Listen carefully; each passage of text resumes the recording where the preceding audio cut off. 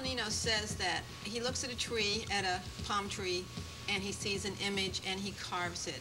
Is that true, Ed? Yes, it is. I go around and I look at trees like other guys look at girls.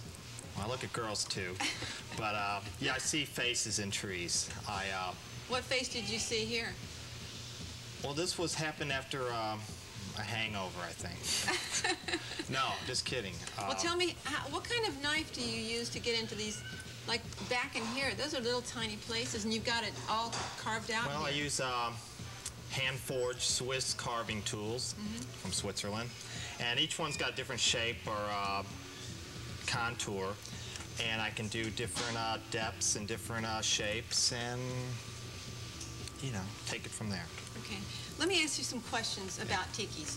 First Sure. of all, what's the difference between a tiki and a totem? Okay, tikis are basically we're Polynesian, or island-type things. Totem poles are, you know, North American Indian types. Mine are neither. Mine are just creations that I dream up. Yeah, I like looking at National Geographic and cartoons, you know, to get basic ideas, but I took a little bit from each culture and kind of blended it together to make in Ed's head. I see. Okay. You know, some people say that because the palm tree, the sable, and the cabbage are Florida state trees, that you may be just going out there and wasting the state trees. No. Earth Day was here, and I'm recycling them. Otherwise, these guys would be bulldozing them over, burning them. But I'm taking them, a dead tree, and bringing it back, giving it some kind of life, you know, putting face in it.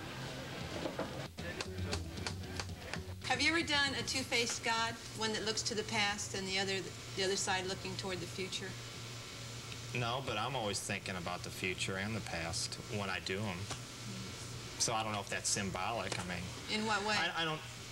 Well, I'm looking for my future in the world of sculpture, and I'm always thinking about how I started off. You know, it wasn't very easy. You know. What do you mean it wasn't easy? Well, I had the desire to be a sculptor. I started out, as I said, in clay in high school, and started carving trees when I was about 20 years old, 19 or 20. And like my mom was saying, you know, you're never going to make it. You're going to need a real job. And I was always kind of rebellious and said, well, I'm going to do it, you know, no matter what anybody says. And the rest is history. Ed, how did you end up here at Mathers Bridge? I mean, why Mathers Bridge? Why not someplace else? Well, I used to be a roadside wood carver. Sounds kind of strange. But it was the only way to sell my heads. I had no other place to go. Not that anybody didn't want me, but I used to set up on the side of the roads, 192 O'Galley Causeway. Wherever I'd set up, I'd have good responses. And one day, Barbara Wingate, the owner, came cruising down the road, saw this guy carving heads, and I guess she thought it would be a good addition to the Mathers Bridge decor. Mm-hmm. Why did you come? What draws you to the Mathers Bridge area? Well, it's very inspirational.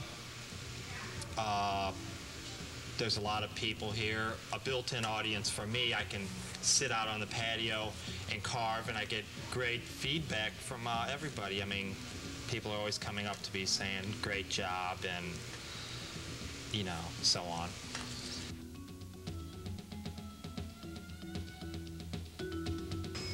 When you look around the Mathers Bridge area, yeah, and you see everything that's here, you know, what kind of a feeling do you get from it?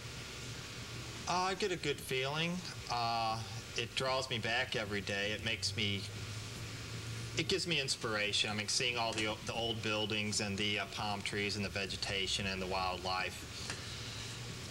It's for an artist, it's very good. It's inspirational.